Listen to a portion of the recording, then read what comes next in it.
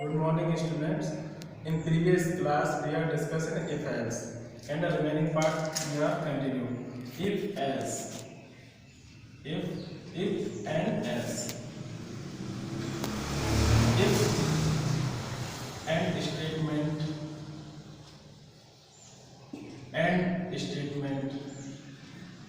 if else में क्या होता है कि दोनों में से कोई एक पार्ट एग्जीक्यूट होगा. एक पार्ट एग्जीक्यूट होगा तो एल्स पार्ट एग्जीक्यूट नहीं होगा, और एल्स पार्ट एग्जीक्यूट होगा तो इफ पार्ट एग्जीक्यूट नहीं होगा. कभी भी ऐसी कंडीशंस नहीं आएगी कि दोनों पार्ट एग्जीक्यूट हों. मींस क्या होता है कि अगर इफ कंडीशन अगर ट्रू है, तो इफ स्टेटमेंट एग्जीक्यूट होगा. अगर कंडीशन फॉल्स है तो एल्स पार्ट एग्जीक्यूट होगा. ओके, एग्जांपल में मैं इसका मैंने कहा कि मुझे एक नंबर चेक करना है कि number given number is even और ऑड. मैंने लिखा इफ कंडीशन, एक वेरिएबल दिया नम, है ना, नम इक्वल टू जो भी नंबर देगा मैंने लिखा input please enter a value. Message दिया enter a value. Okay, then check किया मैंने num modulus by 2 equals to 0. This is called the colon. This is called colon. And print message में लिख दिया इसमें गिवन नंबर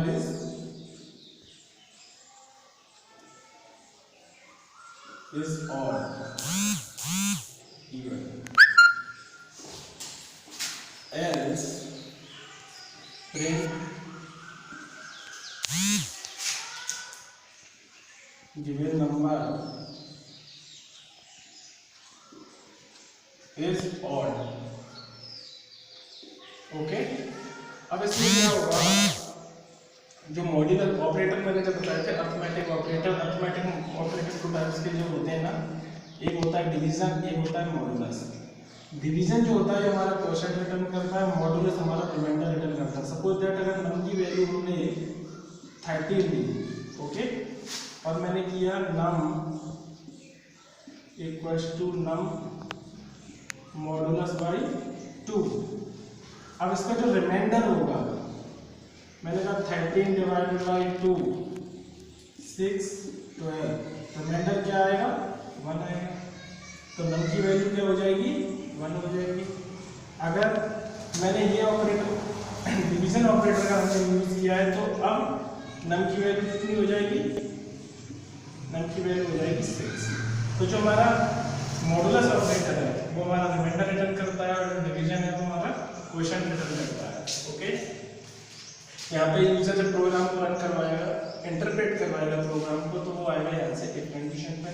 यहाँ पे जो भी नंबर सपोज दैट यूजर ने 13 इनपुट किया रन टाइम पे, 13 जब रन टाइम पे उसने इनपुट किया तो नम की वैल्यू क्या हो गई, 13 हो गई. यहाँ पे चेक करेगा, अगर नम की value equals to 0, this is the comparison operator. This is the comparison operator.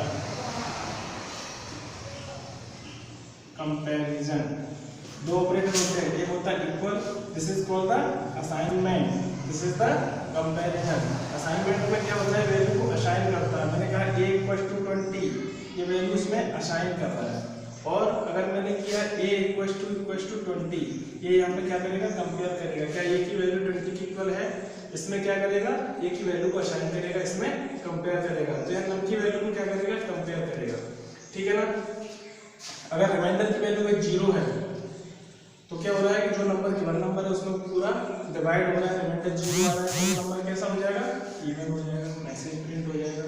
अगर नम की रिमाइंडर की वैल्यू अगर बना रही है तो दोनों को कंपेयर करेगा तो वैल्यू फॉल्स हो जाएगी. तो इफ पार्ट एग्जीक्यूट नहीं होगा, क्या होगा, एल्स पार्ट एग्जीक्यूट होगा. तो गिवन नंबर इज ऑड. इसमें एक चीज और है, इसमें कर्ली ब्रेसेस का यूज नहीं होता. पाइथन में कर्ली ब्रेसेस का यूज नहीं करते. सिर्फ इसमें जो स्टेटमेंट है, इसके नीचे हम जो भी स्टेटमेंट है इसके नीचे और भी लिखेंगे अगर, तो वो सारे प्रिंट के अंदर ही काउंट होंगे, प्रिंट के बाहर काउंट नहीं होंगे. अदर लैंग्वेजेस में क्या होता है कि कर्ली ब्रेसेस को मेंशन करते हैं एज अ बॉडी, इसमें कर्ली ब्रेसेस का यूज नहीं है, सिर्फ इंडेंटेशन होता है जो कि एक सीक्वेंस होता है, उसी को वो बॉडी ट्रीट करता है। तो ये डिफरेंस का एक डेमो है, इसमें कोई भी या तो ये पार्ट एग्जीक्यूट होगा या ये पार्ट एग्जीक्यूट होगा। ओके, अगर इसमें मैं और बात करूं, अगर मुझे नेस्टेड इफ एल्स का यूज करना है, nested if else, nested if else, nested if else का मीनिंग क्या होता है कि इफ के अंदर इफ, अगर हमें एक से ज्यादा कंडीशन अगर देनी है, एक ही इफ के अंदर और इफ देनी है, तो उसके लिए हम शॉर्टकट दूसरा कीवर्ड यूज करते हैं एलिफ। एलिफ यूज हम करते हैं। एल्स पार्ट होता है किसी प्रोग्रामिंग के लिए सिर्फ बाय डिफॉल्ट लास्ट स्टेटमेंट से कोई भी कंडीशन अगर हमारी सेटिस्फाई नहीं होगी तो एल्स पार्ट एग्जीक्यूट होगा ही होगा। एलिफ में क्या होता है कि हम मोर देन कंडीशन, एक से ज्यादा कंडीशन को हम इसमें मेंशन कर सकते हैं। मैंने कहा if A greater than B, है ना, मैंने तीन वेरिएबल दिए ए बी सी, ओके, और मुझे इन गिवन नंबर में से ये फाइंड आउट करना है कि कौन सा नंबर ग्रेटर है। तो एक मैंने लगा दी इसमें प्रिंट ए, ओके ना, ए की वैल्यू प्रिंट हो जाएगी एलिफ, मैंने इसमें लिखा B greater than C, okay, अगर ए की वैल्यू बी से बड़ी होगी तो मैसेज प्रिंट हो जाएगा, बी की वैल्यू अगर होगी तो बी की वैल्यू यहाँ पर प्रिंट करवा दी हमने, ओके। और लास्ट में मैंने लिख दिया else print value of C, okay. अब इसमें क्या होगा कि अगर ए की वैल्यू ग्रेटर होगी बी से, है ना, और इसमें एक एलिफ और यूज हम कर सकते हैं, एलिफ ए ग्रेटर देन सी, और मैसेज दे सकते हैं। तो कहने का सेंस हमारा ये है कि एलिफ में हम नेस्टेड इफ एल्स की कंडीशन को मेंशन कर सकते हैं। अगर ए की वैल्यू बी से ग्रेटर होगी तो ये मैसेज प्रिंट हो जाएगा, अगर बी की वैल्यू सी से ग्रेटर देन होगी तो ये मैसेज प्रिंट हो जाएगा, ए की वैल्यू सी से होगी, अगर कोई भी वैल्यू सबसे बड़ी वैल्यू अगर सी की है तो मैसेज एल्स पार्ट वाला एग्जीक्यूट होगा। तो ये होता है नेस्टेड इफ एल्स। इसमें हम रिलेशनल ऑपरेटर और लॉजिकल ऑपरेटर भी यूज कर सकते हैं। रिलेशनल ऑपरेटर और लॉजिकल ऑपरेटर क्या होते हैं, जैसे मैंने एक कंडीशन दी if A greater than B and A greater than C. आप लोगों को मालूम होगा कि जो रिलेशनल ऑपरेटर लॉजिकल ऑपरेटर कौन से होते हैं, एंड और नॉट, ये हमारे होते हैं लॉजिकल ऑपरेटर। रिलेशनल ऑपरेटर हमारे क्या होते हैं, less than, greater than, less than equal, greater than equal और इक्वल। ये हमारे होते हैं लॉजिकल ऑपरेटर और this is called the relational operator. तो इसमें हमने दोनों ही यूज किए हैं, है ना, this is called the relational operator, this is called the logical operator. हमने एक मैसेज यहाँ पर दिया print A is greater, okay, elif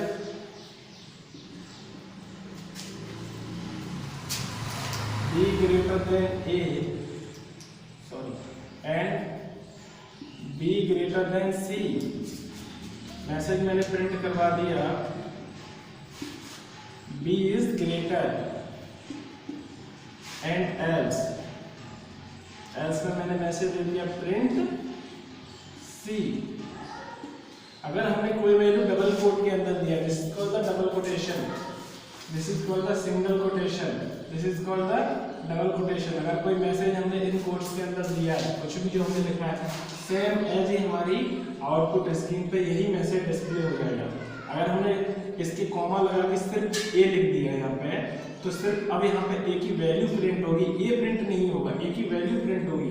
अगर मैंने कोई चीज डबल कोट्स के अंदर दी है तो उसकी मैसेज प्रिंट होगा, सेम कैरेक्टर प्रिंट होगा। ये हम यूज करते हैं स्ट्रिंग के लिए। स्ट्रिंग क्या होता है, string is the group of characters. तो जो हम group of characters double quotes के अंदर देंगे वो मैसेज हमारा प्रिंट हो जाएगा। तो यहाँ पे वैल्यू भी चेक करेगा। सपोज दैट ए की वैल्यू मैंने 20 ली, बी की वैल्यू मैंने 30 ली और सी की वैल्यू मैंने 40 ली, ठीक है ना। अब हमें इन तीन वेरिएबल की वैल्यू से ये फाइंड आउट करना है कि कौन सी वैल्यू हमारी ग्रेटर है। तो यहाँ पे चेक करेगा A greater than B, condition false, A greater than C, condition false. ये पार्ट एग्जीक्यूट नहीं होगा क्योंकि कंडीशन क्या हो गई, फॉल्स हो गई। ओके, नेक्स्ट इस पे आएगा B greater than A, B की वैल्यू 30 है, ए की 20 है, कंडीशन ट्रू हो गई, है ना। B greater than C, condition false हो गई क्योंकि ये 30 और सी 40 है, कंडीशन फॉल्स हो गई। एंड ऑपरेटर में क्या होता है कि अगर बोथ कंडीशन कैसे होंगी, ट्रू होंगी, बोथ कंडीशंस आर ट्रू, तब रिजल्ट हमारा क्या होगा, ट्रू प्रिंट होगा। तो ये कंडीशन हमारी कैसे होगी, फॉल्स हो गई। क्यों, क्योंकि ये कंडीशन हमारी फॉल्स होगा। हमने और ऑपरेटर यूज किया होता तो कंडीशन हमारी क्या होती, ट्रू रिटर्न होती। तो ये भी कंडीशन फॉल्स होगी। अब आ गया हमारा एल्स पार्ट। एल्स पार्ट में जो है ना सी इज ग्रेटर, क्योंकि दोनों ही कंडीशन कैसे होगी, फॉल्स। इस सिचुएशन में हमारे क्या होगी, सी की वैल्यू प्रिंट हो जाएगी जो कि सी की ग्रेटर है। अगर आप इनका सीक्वेंस भी चेंज करोगे तब भी रिजल्ट हमारा यही होगा। सपोज दैट मैंने ए की वैल्यू 40 ले ली, बी की 20 ले ली और सी की 30 ले ली, ठीक है ना। अब हमारा रिजल्ट क्या होना चाहिए, ये वाला प्रिंट होना चाहिए। तो A greater than B, condition true, A greater than C, condition true, message print हो जाएगा ये वाला। इसमें पार्ट में आएगा B greater than A, condition true हो जाएगी, लेकिन B greater than C, condition false हो जाएगी। एल्स पार्ट एग्जीक्यूट नहीं होगा बिकॉज़, क्योंकि एल्स पार्ट कब एग्जीक्यूट होता है, जब हमारी एक भी कंडीशन ट्रू नहीं हो, ठीक है ना। तो this is called the if else. एक चीज इसमें और है कि जो अदर प्रोग्रामिंग लैंग्वेजेस जो है ना, अदर प्रोग्रामिंग लैंग्वेजेस